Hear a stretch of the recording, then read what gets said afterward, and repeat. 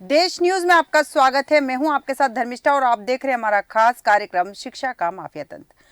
वारखेड़ा कन्या शिक्षा परिसर में एक शिक्षक द्वारा आदिवासी छात्रा से बेड टच किए जाने का मामला सामने आया है।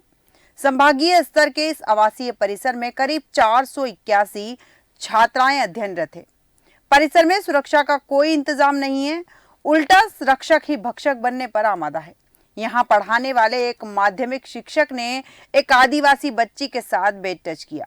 छात्रा ने शिकायत की तो अधीक्षिका ने प्राचार्य और प्राचार्य ने सहायक उपायुक्त को शिकायत भेज दी, लेकिन कोई कार्रवाई नहीं हुई। तो मामला उपायुक्त के पास पहुंचा, जिन्होंने जांच टीम गठित कर आरोपी शिक्षक को दोषी पाए जाने पर हटा दिया, जबकि शिक्षक पर मामला दर्ज करना था।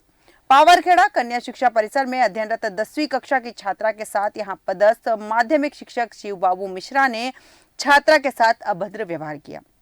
घटना 10 जनवरी की बताई जा रही है। पीड़िता छात्रा की शिकायत के बाद शिक्षा परिषद पहुंचे जांच दल ने मामले में छात्रा के साथ परिसर में रहने वाली 40 छात्राओं के बयान लिए। ये मामला शासकीय कन्या विद्यालय में एक बालिका से संबंधित है, जिसमें उसे छेड़छाड़ का मामला सामने आया था, जो वहां के ही शिक्षक के द्वारा की गई थी। इस संबंध में हमारे द्वारा 10 सदस्य दल गठित करते हुए एक जांच कार्रवाई की गई शिकायत प्राप्त होने पर। उस जांच कार्रवाई में जो भी शिकायत की गई थी वह सत्य पाई गई, और सत्य पाए जाने के कारण कलेक्टर महोदय के माध्यम से हमने आयुक्त महोदय को उनकी शिकायत भेजी थी, जिसके द्वारा आयुक्त महोदय द्वारा तत्काल कार्रवाई करते हुए उस व्यक्ति को सस्पेंड कर दिया। जो शिक्षक थे, जिनके हिसाब से जो कार्रवाई में डिले हुआ, उनको भी कारण बताओ नोटिस जारी किया गया है, एवं इसी संबंध में जो डीओ ट्राइबल है उनको भी एक नोटिस जारी। 40 छात्राओं के बयान लिए, जिसमें आरोपी शिक्षक की करतूतों की पुष्टि हुई। इसके बाद जांच दल ने अपनी रिपोर्ट जो है संभागीय उपायुक्त को भेजी, जिस पर आरोपी शिक्षक को पवारखेड़ा कन्या शिक्षा परिसर से हटाकर केसला ब्लॉक में अटैच कर दिया गया। इसी विषय पर विस्तृत चर्चा के लिए हमारे साथ हमारे डिवीजन ब्यूरो हेड नर्मदापुरम से संजीव सैनी जुड़ चुके हैं। संजीव जी, क्या है पूरा मामला, एक बार आपसे जानना चाहूंगी। देखिए धर्मिष्ठा जी, ये जो है नर्मदापुरम जिले में पवारखेड़ा स्थित कन्या शिक्षा परिसर है जी, जहां एक शिक्षक द्वारा 10 जनवरी को आदिवासी छात्रा से छेड़छाड़ का मामला सामने आया था जी, जो अभद्र हरकत कहा जाना चाहिए इसको। तो इसमें छात्रा द्वारा शिक्षक को शिकायत की गई। अधीक्षक महोदय भी इसमें जानकारी ली गई अधीक्षक महोदय द्वारा। तो वह जानकारी आयुक्त शिक्षा जो जनजाति कार्य विभाग है उनको की गई, लेकिन मामला कुछ देरी हो रहा था। बिल्कुल। जिसमें माननीय कलेक्टर महोदया जो है सोनिया मीना जी, उनके द्वारा निर्देश करा गया और समिति बनाकर 3 महिला अधिकारियों के जी, 3 अधिकारी महिलाओं जा रहा है। दांत दल सीमित समिति जो बनाई गई थी उनके द्वारा रिपोर्ट तैयार करी गई। उसमें जो शिव बाबू मिश्रा जी, वहां के शिक्षक के साथ साथ परीक्षा अधिकारी भी थे वो जी, तो वो दोषी पाए गए हैं। बिल्कुल सही कहा आपने, वो दोषी पाए गए। संजीव जी, एक चीज जो जानना चाहूंगी यहाँ पर, उनके साथ उन्होंने इसके पहले भी सुनने में आया कि उस शिक्षक ने कई बार बच्चों पर अश्लील कमेंट्स भी किए हैं।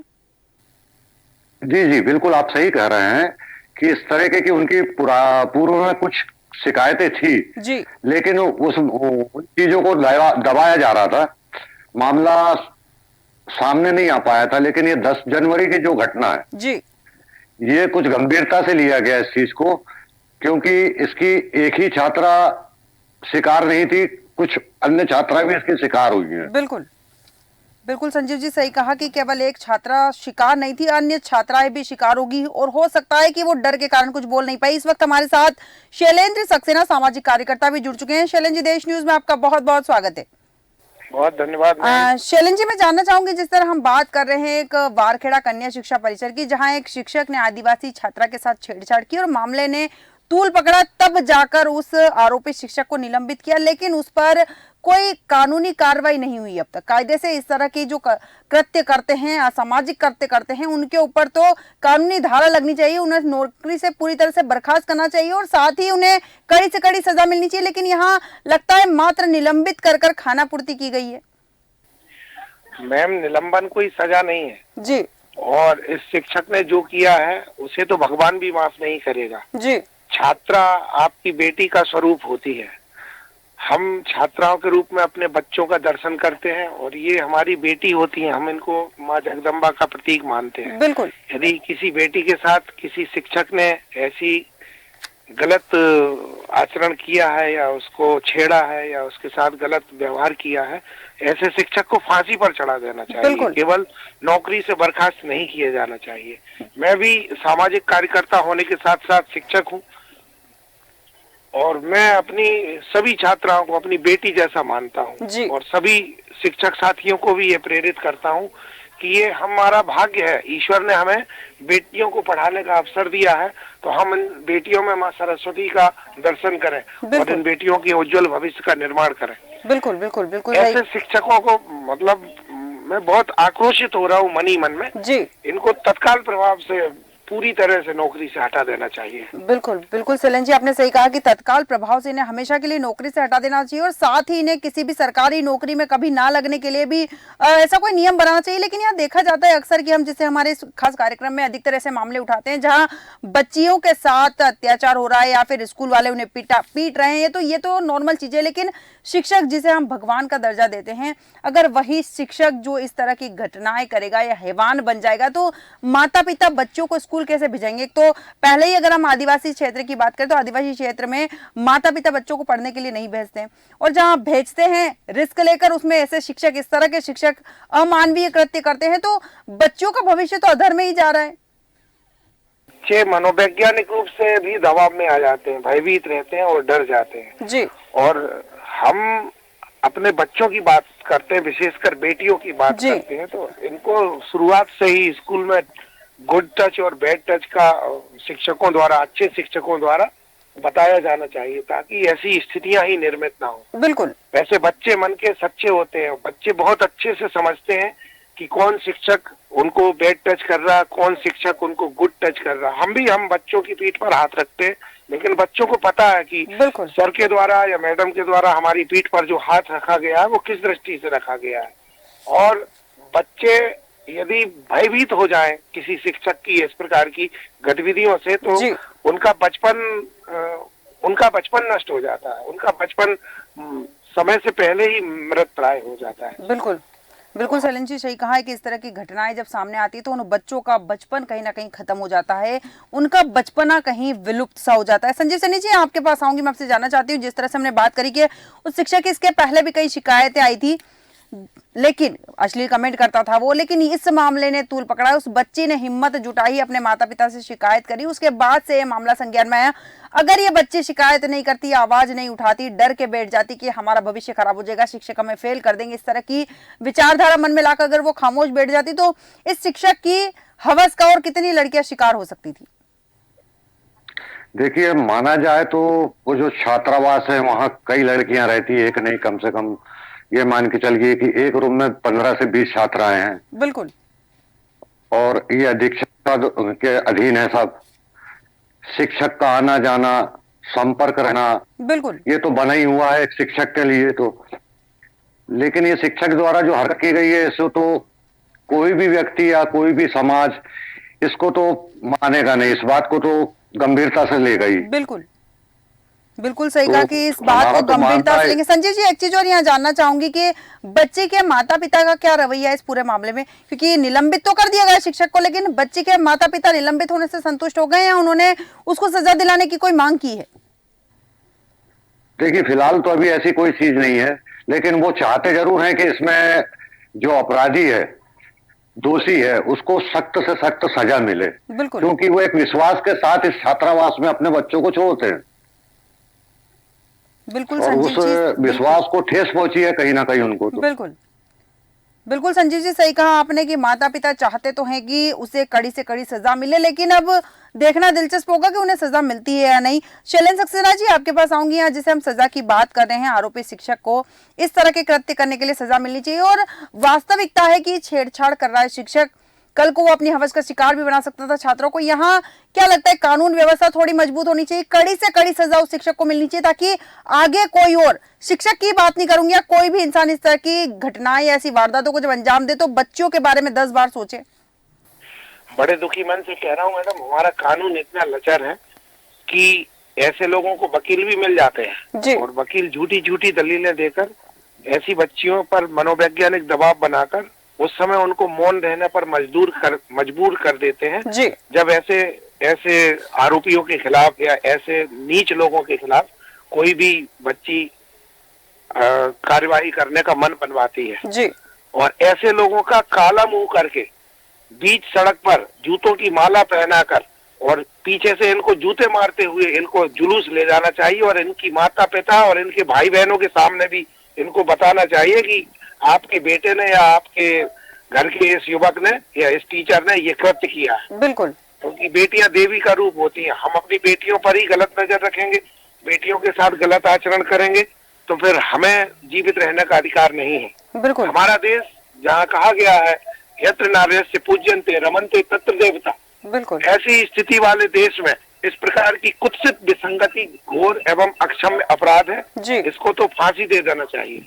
बिल्कुल सही कहा कि ऐसे अपराधी को फांसी दे देना चाहिए। लेकिन यहाँ दूसरी बात, जैसा कि आप ही ने कहा है कि हमारी लचर कानून व्यवस्था, जिसमें कहा जाता है कि 100 गुनहगार छूट जाए लेकिन एक बेगुनाह को सजा नहीं मिलनी चाहिए, लेकिन ऐसी कोई व्यवस्था नहीं की जाती है जिसमें 100 गुनहगार को छोड़ा ही क्यों जाए।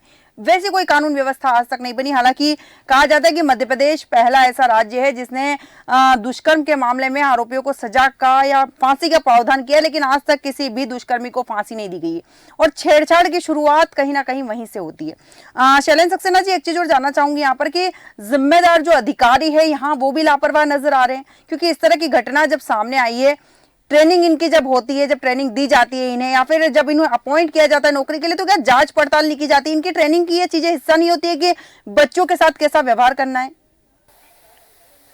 मैडम, बच्चों के साथ व्यवहार वाली स्थिति का कोई इस प्रकार का प्रशिक्षण तो मुझे लगता नहीं है मध्य प्रदेश में या दूसरे पूरे राज्यों में लगाया जाना होता हो जी। अभी जरूर नई शिक्षा नीति में एक बहुत अच्छी बात आई है, नर्सरी टीचर ट्रेनिंग और योगा टीचर ट्रेनिंग, ये शुरुआत की जा रही है नई शिक्षा नीति में। हम सभी को इसका स्वागत करना चाहिए, और ऐसे योग्य शिक्षक, योग्य प्रशिक्षक इन लोगों को पढ़ाने के लिए जो बाकायदा पूरी तरह से प्रशिक्षित होकर आए, उनको बचपन से ही बच्चों को इस प्रकार की शिक्षा देनी चाहिए, ताकि भविष्य में उन्हें इस प्रकार की घटनाओं का जब सामना करना पड़े तो वे बहादुरी से उसका सामना करें, तथा इन कुरीतियों के खिलाफ, इन दुर्व्यवहार के खिलाफ और इस प्रकार के छेड़छाड़ वाले आचरण के खिलाफ आवाज उठा सके। बिल्कुल, बिल्कुल सही कहा आपने। संजीव सैनी जी, आपके पास आऊंगी यहाँ पर। जैसे कि उस आरोपी शिक्षक को कहीं और अटैच कर दिया गया है, क्या लगता है कि वहां हरकतें रुक जाएगी, या वापस जब इसका निलंबन खत्म हो जाएगा या वापस ये कहीं ज्वाइनिंग करेगा तो वहां ऐसी हरकतें नहीं करेगा? इस बात की कोई प्रशासन गारंटी ले सकता है क्या? देखिए धर्मष्ठा जी, अभी जो जिला कलेक्टर है हाल फिलहाल में यहाँ पे सोनिया मीना जी, वो भी एक महिला है, और महिला होने के नाते उनने इस मामले को वाकई में बड़ी गंभीरता से लिया है, जिसका नतीजा अभी जो सामने आया निलंबित वाला। लेकिन वो चाहते भी हैं कि इसके आगे भी इसमें कुछ ठोस कार्रवाई हो। रिपोर्ट देरी से पेश करने पे जो वहाँ सहायक उपायुक्त थे मोहित भारती, उनके खिलाफ भी कार्रवाई का प्रस्ताव उन्होंने भेज दिया है।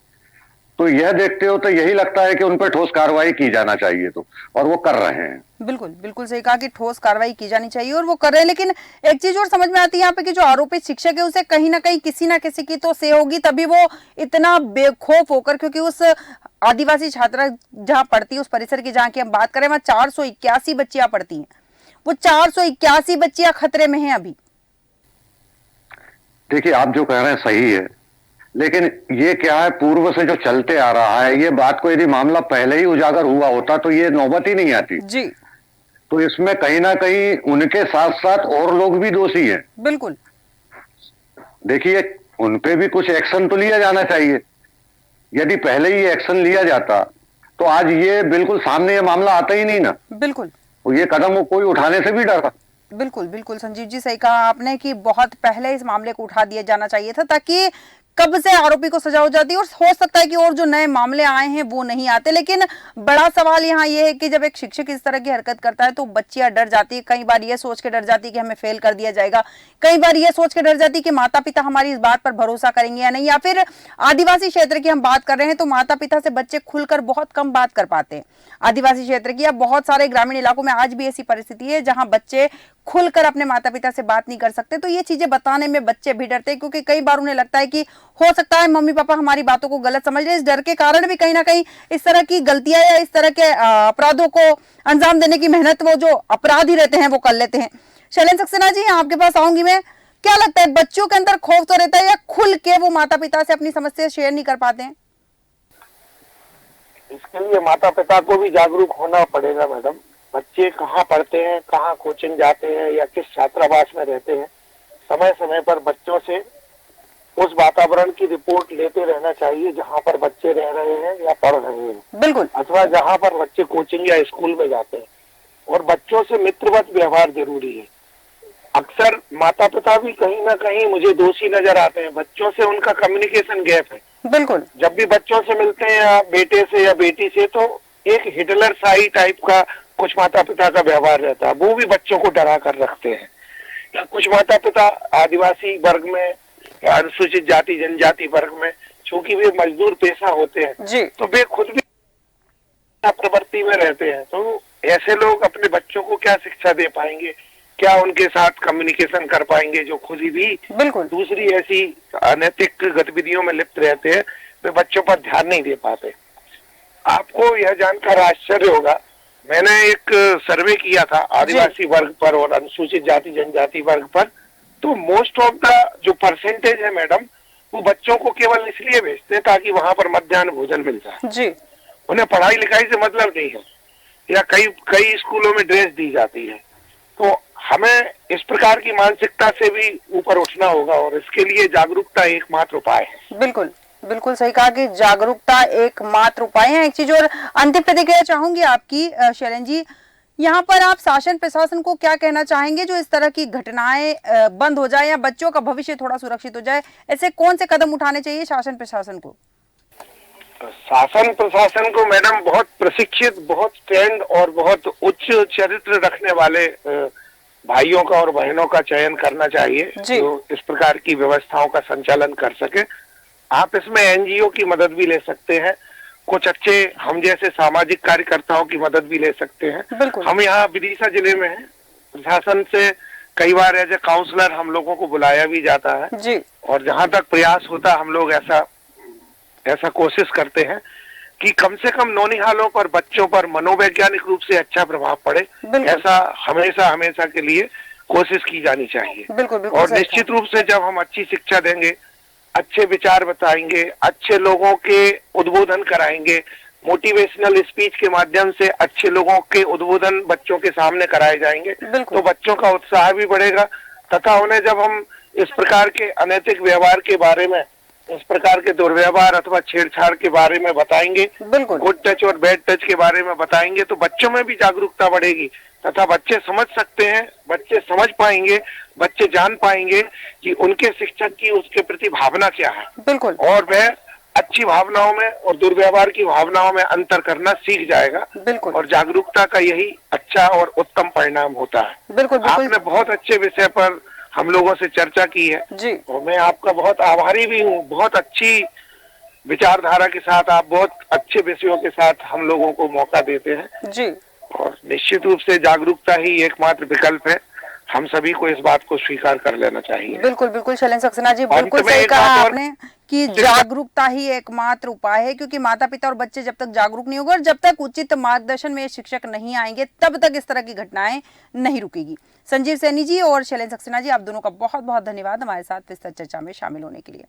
असुरक्षा के वातावरण में रह रही आदिवासी बच्ची इतनी डरी हुई थी कि इसका विरोध नहीं कर सकी, जिससे आरोपी शिक्षक की हिम्मत और बढ़ गई और उसने छात्रा के साथ अभद्र व्यवहार किया। लेकिन एक समय के बाद कहते हैं ना कि सब्र का बांध टूट जाते। जब बांध टूट गया, बच्ची ने अपनी आप बीती अपने माता पिता को सुनाई और माता पिता ने सीधे कार्रवाई की बात करी। आरोपी शिक्षक निलंबित हो गया, लेकिन अभी तक उसे सजा नहीं मिली है। हमारे आज के खास कार्यक्रम में इतना ही। बने रहिए देश न्यूज़ के साथ।